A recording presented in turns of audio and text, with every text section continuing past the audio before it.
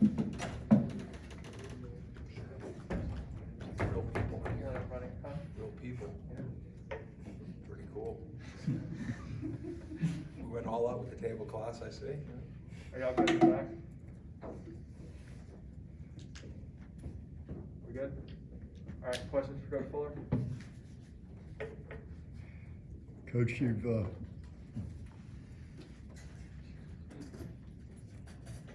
Gary?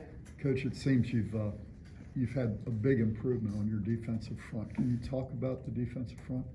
Yeah, I mean, it's obviously been, I said the day we got here, that needs to be the front porch of our defense. And so whether it's due to recruiting, whether it's due to development, whether it's due to scheme, that's been a major push this offseason. And I'm really excited about where Coach Hagans and Coach JP has brought that group. It's been impactful here early in preseason, and we're going to lean on them to make an impact all over the football field on Sunday night. We'll go to Brendan over here to your left. Kind of sticking with the defensive line, the experience, the leadership that guys like Jermaine Johnson, Garrett Thomas have brought. Can you elaborate on what they've done so far this preseason, how they've led? Yeah, it's been unique. You know, anytime you bring older players into the program, you know, now this is going into our second year, but going into their first year. I mean, we do have Fabian Lovett, who was new last year, and Robert Cooper. We do have some people that were there, but it was unique. You know, we felt we had to address some needs and brought in Kier and Jermaine and actually Marcus Cushney too. And so, you know, they brought in with them obviously some skill sets, but they brought in some maturity. They brought in some experience, you know, and some game experience. And we did a lot of research on both of them, on all three of them before we brought them in here. And, you know, I think they've been everything that we've looked for, from impact on the field to bringing just a blue collar approach to their work ethic. And, you know, it's been, you know, something that we thought we needed, and, you know, it's definitely been valued by us up front, and they brought a lot to that group and a lot to our football team. You know, so we're excited for that to show out on Sunday. Stay right here for Chris. With so much returning experience on defense combined with transfers who have a great deal of college experience and a few freshmen that come in that probably can help you this year, how much more confident and comfortable are you with the versatility and ability you have on defense to show different looks than you were maybe going into last season, especially considering the lack of prep for last season? I mean, I feel a whole lot more comfortable with the group that we have right now. Just you had more time, right? And whether they, you know, because even the guys we brought in, they had still played college football, so there were some same as things that you'd catch up with. But just the continuity to be able to have guys that have played for us for over a year, be able to go through real experiences with them, you know, it's a major difference. You know, it's a major, you know, we're going into here week prep going into game one, and you've still got your checklist, but the checklist's been checked before. It's not going, all right, here's the checklist, and this is the first time you're hitting things. I mean, it's the second, third, fourth time on some of the unique situations you always have to hit in game one. So from a comfortability standpoint, yes, but from an intensity and what we need to get done, still obviously at an all-time high. We'll go to the back for Doc.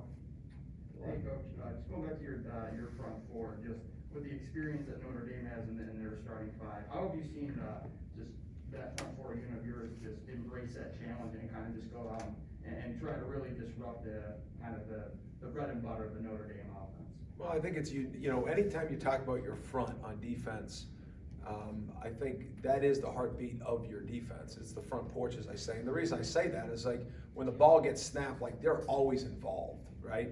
And the A and B and C gaps, like, it's always game on. There's no quick game, like, everything's reacting, and that's why it's been critical for the effort, the pursuit, you know, the technique, the fundamentals for that group. You know, when it goes to Notre Dame, you know, they've got, you know, start with their center. I mean, they've got older players. I know they've got a few changes, but, you know, even they've got a starting transfer at guard too. That'll be a senior going. He's played a lot of football. So, you know, I think Notre Dame in the past, you know, this year brings a new year. So what it will be, we'll find out.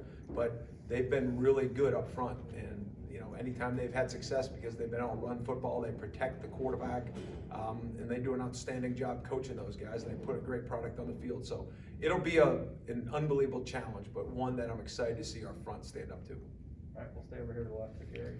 Coach, staying with the front and now going to the front seven, you've added two big linebackers. Could you talk about the role DJ Lundy and Cortez Andrews play and what you're doing with your linebackers? Yeah, I mean, last year as a true freshman, I mean, DJ played. He was off and on from a practice standpoint as far as health, availability, and things like that. But since the day DJ had here, as you know, Mike uses him, I mean, Kenny uses him on offense at fullback.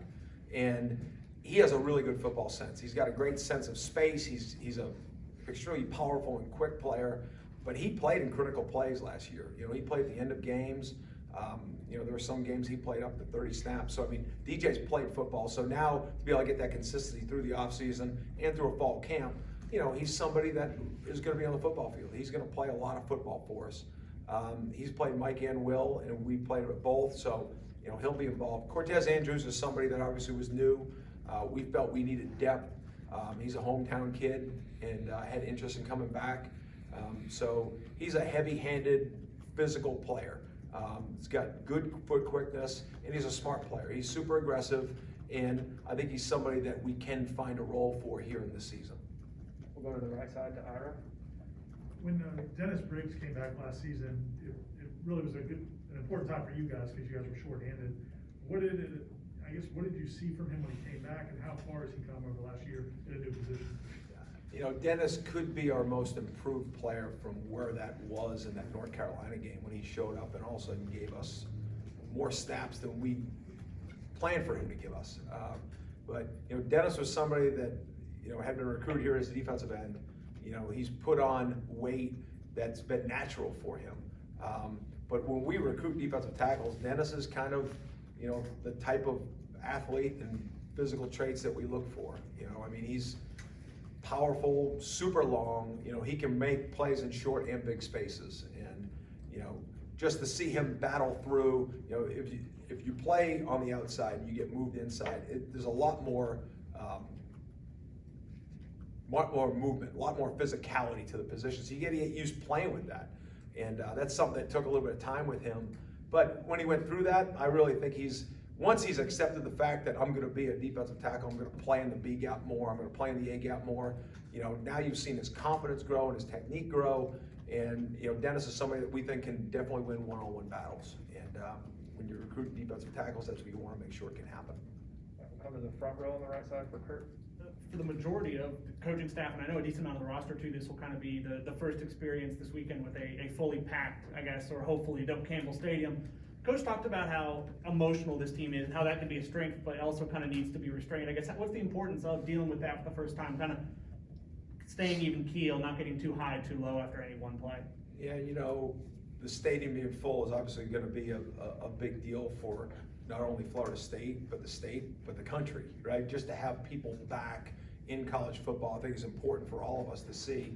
And, you know, the question about the crowd, you know, when you're a coach and you're going through the ups and downs of 18 to 22-year-olds, like, it's always important for us not to live outside of the moment, right? And we're always trying to coach that point. If you've been out to practice at all, it's something that we constantly try to hit on, to not let the moment be too big, but what is the moment? The moment's in what you're at right now. Practice, academics, all the things that go into it, but we're constantly trying to create that mindset with our guys. And listen, we're all going to be feeling, you guys will feel a certain way when you go out there and there's, you know, a plus Doak Stadium, a plus Doak Campbell Stadium. You know, it's just getting our guys back to playing what they're capable of playing like. And, you know, the crowd will involve energy, great, but then there'll be a play after that play. And I think that's the response that we're always looking for, always trying to get coached. We'll stay there for Andre.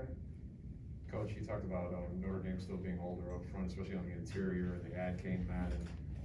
What progress have you seen from those guys like Cooper and Fabian Lovett, you know, as they're getting ready for such a challenge?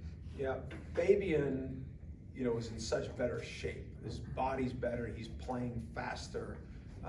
He was a powerful player, but he played slow-footed at times, and he's really brought a lot of improvement. Coach Storm's done a great job with him. He's bought into that, and so he can be more of a playmaker for us. You know, not just an A and B gap player. You know, Coop's always had foot quickness.